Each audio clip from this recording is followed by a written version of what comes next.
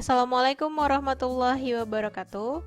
Di video kali ini, Kak Git akan membahas beberapa soal SIMAK UI yang menggunakan petunjuk C. Soal yang pertama, perhatikan rangkaian kapasitor di atas, pernyataan manakah yang benar? Oke, kita analisa satu persatu ya. Ini masih enak nih karena kayaknya masih gampang ya. Pernyataan pertama, C1 dirangkai seri dengan kapasitor C3, 1 sama 3. Di sini tuh ada titik cabang.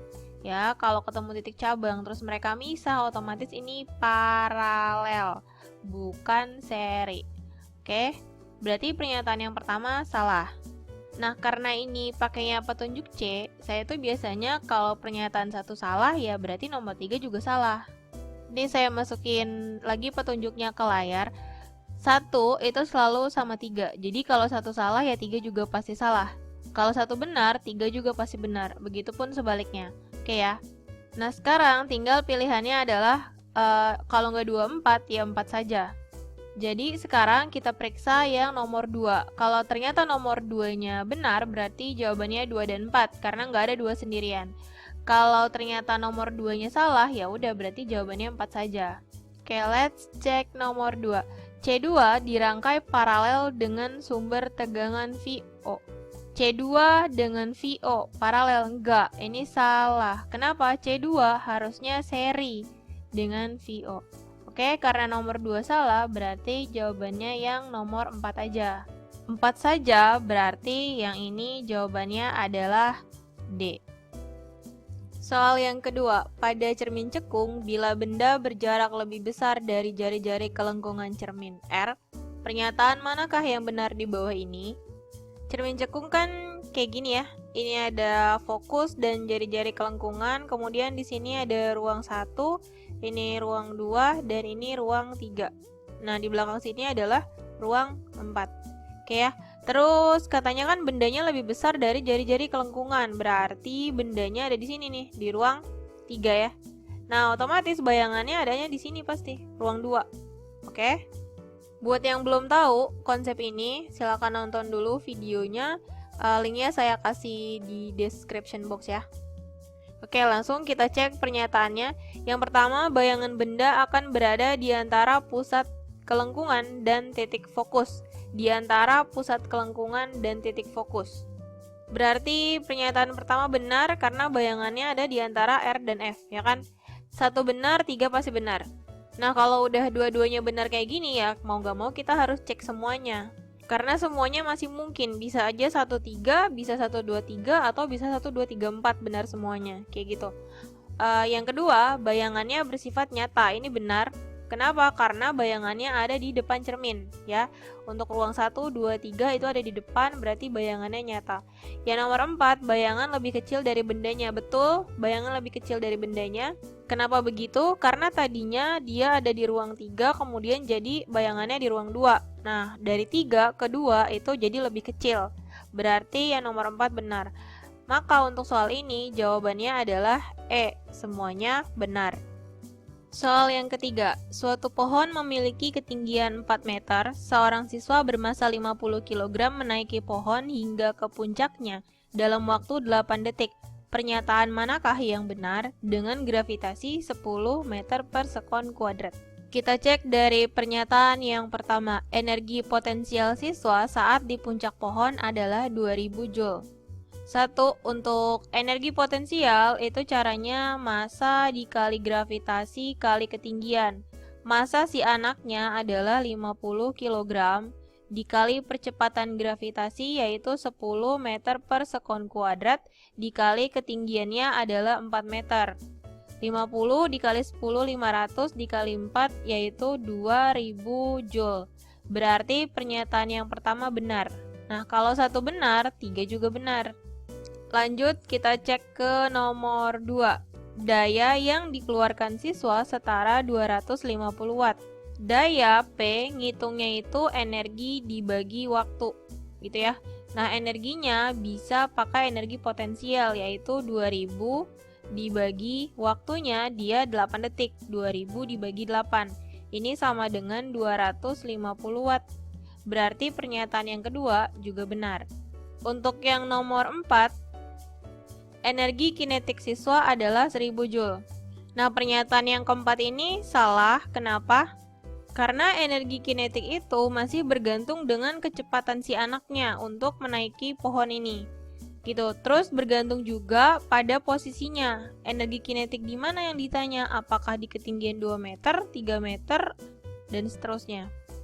Berarti untuk soal ini, pernyataan yang benar adalah 1, 2, dan 3, sehingga jawabannya adalah A. Soal yang keempat, suatu kisi difraksi yang memiliki 500 celah per cm dapat digunakan sebagai peralatan inframerah spektroskopi karena kisi ini.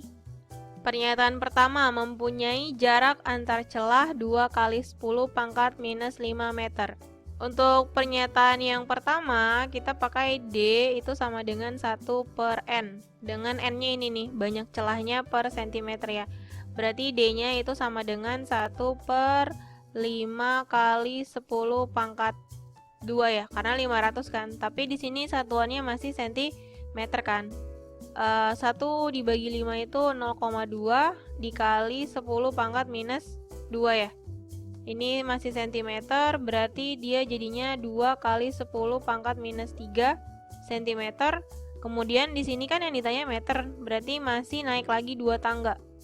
Berarti di sininya nambahin 2. Jadi D-nya 2 kali 10 pangkat minus 5 meter. Oke, otomatis di sini pernyataan pertama benar, yang ketiga juga benar. Pernyataan yang kedua, besar sudut difraksi yang terjadi bergantung pada panjang gelombang sinar yang datang. Untuk difraksi yang ini, itu ada rumus D sin theta sama dengan N kali lambda, gitu ya. Jadi di sini sin theta itu sama dengan N kali lambda per D, ya kan? Dengan tetanya adalah sudut dan lambda di sini adalah panjang gelombang. Jadi pernyataan yang kedua juga benar. Kenapa? Karena di sini ada sudut bergantung pada panjang gelombang. Tinggal pernyataan yang nomor 4. 4 ini dapat mempolarisasikan gelombang. Ini salah. Karena peristiwa difraksi itu tidak bisa membuat gelombang terpolarisasi. Umumnya, polarisasi itu bisa terjadi karena 4 hal. Yang pertama adalah pemantulan atau refleksi, penyerapan, kemudian ada pembiasan atau refraksi, yang keempat adalah hamburan. Jadi untuk soal yang keempat ini, pernyataan yang benar adalah 1, 2, dan 3, sehingga jawabannya adalah A. Soal yang kelima, benda A 500 gram yang bergerak dengan kecepatan 6 meter per second menumbuk benda B 250 gram yang diam.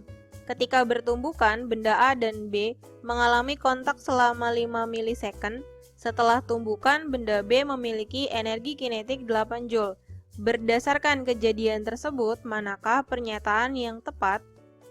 Pernyataan yang pertama, gaya rata-rata pada benda A sebesar 400 Newton. Untuk menentukan gaya rata-rata, kita bisa pakai rumus impuls, di mana F dikali delta T sama dengan M dikali delta V. Gitu ya. F-nya adalah gaya rata-rata, delta T-nya adalah waktu kontaknya 5 milisecond, M-nya itu massa benda A, karena yang ditanya A aja di sini. Delta V. Delta V ini perubahan kecepatan. Pertama, dia awalnya kecepatannya ada 6 meter per second, tapi kecepatan setelah tumbukannya belum ada. Sehingga kita harus hitung dulu kecepatan benda A setelah tumbukannya atau si V aksen di sini ya. Pakai hukum kekekalan momentum, MA kali VA ditambah MB kali VB sama dengan MA V aksen A tambah MB V aksen B. Yang VA sama VB-nya udah ada di soal, nah V aksen B-nya belum ada. Tapi di soal diketahui energi kinetik B setelah tumbukan itu adalah 8 Joule. Di sini EK aksen B sama dengan 8 Joule. Sehingga kita cari dulu V aksen B-nya. Di sini setengah kali massa B dikali V aksen B kuadrat gitu ya, sama dengan 8. Massa benda B itu adalah 250 gram. Di sini tulis ya MB sama dengan 250 gram. Dijadiin kilogram berarti 0,25 kilogram. Disubstitusi ke sini berarti 1/2 dikali 0,25 dikali V aksen B kuadrat sama dengan 8. Sehingga V aksen B kuadrat itu sama dengan 8 dikali 2 per 0,25. Nah, ini hasilnya adalah 64 ya. Jadi V aksen B-nya itu adalah akar dari 64. Berapa? 8 meter per second. Kalau udah dapat V aksen B-nya, baru masuk ke hukum kekekalan momentum. Di sini saya tulis yang diketahui massa benda A itu adalah 500 gram, dijadikan kilogram berarti 0,5 kilogram. Ya, kecepatan benda A awalnya itu 6 meter per second. Sedangkan benda B, VB-nya itu diam, ya kan? Mula-mulanya diam. Tinggal disubstitusi ya. MA itu 0,5 dikali VA-nya adalah 6 ditambah massa benda B 0,25 dikali 0 sama dengan MA itu 0,5 dikali V aksen A ditambah 0,25 dikali 8. Oke, ini masing-masing sudah saya hitung, berarti ini duanya pindah ke ruas kiri, jadi 3 dikurang 2 itu 1 sama dengan 0,5 V aksen A, gitu ya. Sehingga V aksen A sama dengan 1 dibagi 0,5, ini 2 meter per second. Nah, kalau udah, baru kita bisa tentukan pakai F dikali delta T, itu sama dengan M dikali delta V, gitu ya. F-nya itu yang ditanya, gaya kontak, lalu delta T-nya adalah waktu kontaknya 5 milisecond, berarti 5 kali 10 pangkat minus 3, sama dengan massa benda A-nya adalah 0,5 kg ya. Oke, selanjutnya delta V itu perubahan kecepatan yang tadinya 6 jadi 2, berarti perubahannya adalah 4 meter per second ya. Nah, ini tinggal dihitung, berarti F sama dengan 0,5 kali 4 itu 2, 2 dibagi 5 kali 10 pangkat minus 3. Ini hasilnya adalah 400 Newton. Berarti pernyataan yang pertama benar. Nah, kalau satu benar, 3 juga pasti benar. Sekarang kita cek yang nomor 2. Energi kinetik benda A setelah tumbukan ya. Setelah tumbukan itu adalah 2 Joule. Energi kinetik aksen berarti dari benda A, berarti ini 1/2 dikali massa A dikali V aksen A kuadrat, gitu ya. Ini sama dengan 1/2 dikali massa benda A itu 0,5 kg. Nah, kecepatan benda A setelah tumbukan tadi yang sebelumnya itu adalah 2 meter per second dikuadratin. Ini berarti 1/2 dikali 0,5 itu 1/2 juga, 2 kuadrat itu 4 ya. Berarti ini 4 dibagi 4, sehingga energi kinetik benda A setelah tumbukan itu adalah 1 Joule. Jadi yang nomor 2 ini pernyataannya salah. Yeay, ketemu juga akhirnya yang 1-3 benar tapi 2 salah. Kenapa? Kalau udah kayak gini kita nggak perlu ngecek lagi nomor 4. Karena ini pakai petunjuk C kan, dan di petunjuk C itu nggak ada 1, 3, 4. Oke, jadi untuk soal ini jawaban yang benarnya itu adalah 1 dan 3 aja ya. Sehingga jawabannya adalah B.